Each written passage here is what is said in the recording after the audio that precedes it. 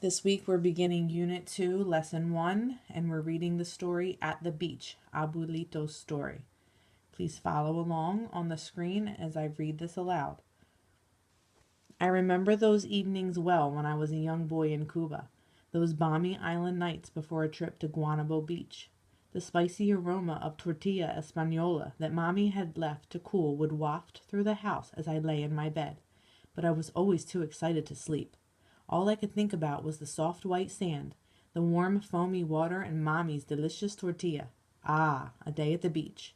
It was full of possibilities. One Saturday in May I was awakened at the crack of dawn by sounds of laughter. My aunts, Rosa and Olga, had arrived with hammocks, blankets, and an iron kettle filled with Aunt Rosa's steaming congri. And best of all, they had arrived with my cousins, Luisa, Mari, and little Javi. Uncle Tony had come too. When we were ready to leave, Papi, the only one in the family who owned a car, packed his Ford Woody wagon with the 9 of us. No one cared that we children had to squeeze into the back, along with the clutter of pots and plates, food and bags, towels and blankets and hammocks. Soon the engine turned and the car rumbled down the road into the rising sun. Along the way, we drove past sugarcane fields and roadside markets. My cousins and I shouted warnings to the barking dogs and laughed at the frightened hens that scurried in every direction at the sight of our car. It seemed like a long time until the cool morning breeze that blew into the windows turned warm, and the growing heat made the aroma of Mommy's tortilla all the more tempting. "Lick your skin, Fernando," my older cousin Luisa told me. "If it tastes salty, that means we'll be there any time now." She was right. My skin tasted salty, and soon, almost magically, the turquoise ocean appeared as we rounded a bend in the road. Papi pulled into the familiar dirt lot and parked under the pine trees. While the grown-ups unloaded the car, we eagerly jumped out and ran toward the sea, peeling off our clothes along the way. "Remember, don't go too far," Mommy and Aunt Olga warned us sternly from the distance. I turned to see them picking up our scattered clothing. When we reached the edge of the ocean, the water felt cold. I waded farther in and went under to warm up quickly. When I emerged, I saw Luisa, Mari, and little Javi all standing still in the clear water. They were watching the schools of tiny gold and black striped fish rush between their legs. Then they swam over to join me, and together we rode the big waves. Later, Uncle Tony came to play shark with us. We splashed and swallowed the stinging seawater as he chased us above and under the waves. But after a while, we tired him out, and he went back to sit with the grown-ups. I was getting very hungry, and for a moment I thought of returning with him to sneak a bite of Mommy's tortilla, but then I had a better idea. "Let's explore the reef," I said. "See," everyone agreed. "Let's go." We all splashed out of the water and ran, dripping wet, across the sand. High above, the sun beat down on us. When we got to the marbled rocks, Louisa looked concerned. "Our moms told us not to come this far," she said. "I know the way well," I replied. "Besides, nobody will notice. They're too busy talking."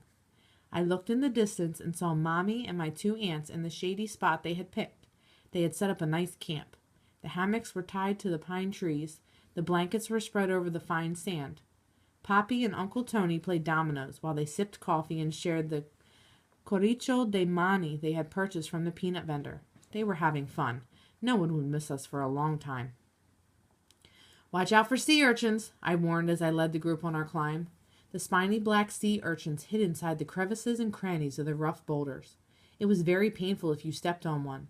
Luisa and Mari followed behind me. They were careful to only step on the rocks I stepped on. Little Javi came last. He stopped constantly to look at the colbitos, the tiny hermit crabs that scurried around on the rocks, and at the iridescent tropical fish that were concealed in the deepest tide pools. I had to keep checking behind me to make sure he didn't stray from our path. Just then I turned around to watch helplessly as Javi slipped on an algae-covered rock. "Cuidado," I warned, but it was too late. "Ay!" he shrieked, and then began to cry uncontrollably. Cautiously, we all hurried back to help Javi. Luisa and Mari crouched down to examine his foot. "He stepped on a sea urchin," Mari cried. "Now what are we going to do?" "We should have never followed you," Luisa lamented. "We'll all be punished." At that moment, I did not want to think what the punishment would be. What if we couldn't have any of Mommy's tortilla? All I knew was that we had to help Javi right away.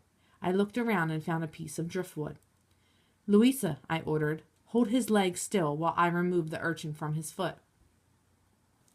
Louisa held Javi's leg still as Mari held his hand and tried to comfort him, but Javi's desperate cries were now drowning out the sound of the sea. I pulled and tugged, but the urchin wouldn't budge. It was stuck to Javi's foot by the tips of its spines. Javi was scared and in pain, and we were too far from our parents to ask for help. What if we couldn't get Javi back? I struggled relentlessly until I was finally able to remove the spiny creature from his foot. Gently, Louisa poured some seawater over Javi's foot. That was when she noticed there was still a piece of the sea urchin's spine lodged in it. Javi wasn't going to be able to walk back, and he was much too heavy for us to carry. We had to remove that piece of spine so that he could walk on his own.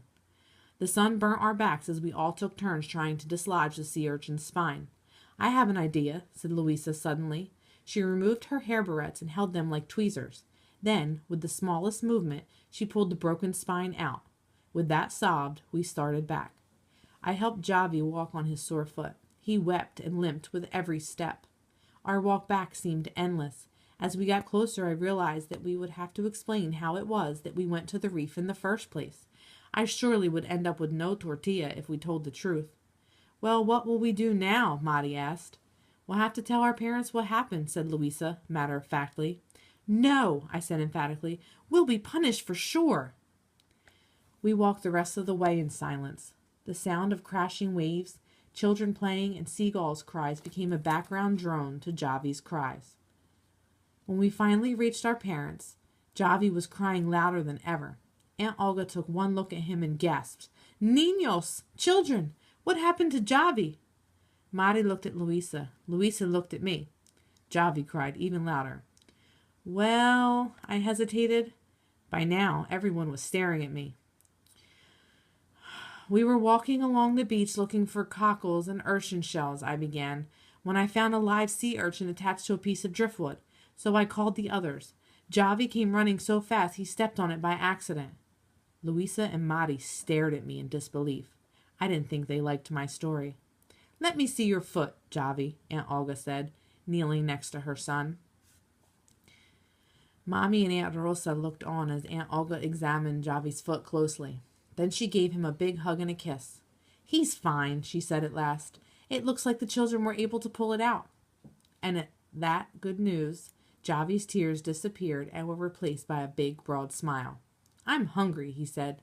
Then let's have lunch, Aunt Olga suggested. I was dumbfounded. Not only had they believed me, but we were also going to eat Mama's tortilla. The men went back to their domino game. The women went back to their conversation as they busied themselves serving everybody. No one but me seemed to notice how quiet Louisa and Mari had grown. Mommy handed me a plate filled with my favorite foods. The tortilla smelled delicious, but I was unable to eat. I looked up at Louisa and Mari, who were quietly picking at their food. I watched Mommy as she served herself and sat next to my aunts. I looked at my plate again. How could I enjoy my food when I knew I had done something I wasn't supposed to do? There was only one thing I could do now. I stood up, picked up my plate, and went right over to Mommy. What's wrong, Fernando? Mommy asked. I looked back at Louisa and Mari and swallowed hard. Then I handed Mommy my untouched plate. You wouldn't have given me this if I had told you the truth, I said. Mommy looked puzzled. The whole group grew silent and watched me struggle. I was very embarrassed. It was my fault, Louisa said. I should have stopped them. And I went along, said Mari. No.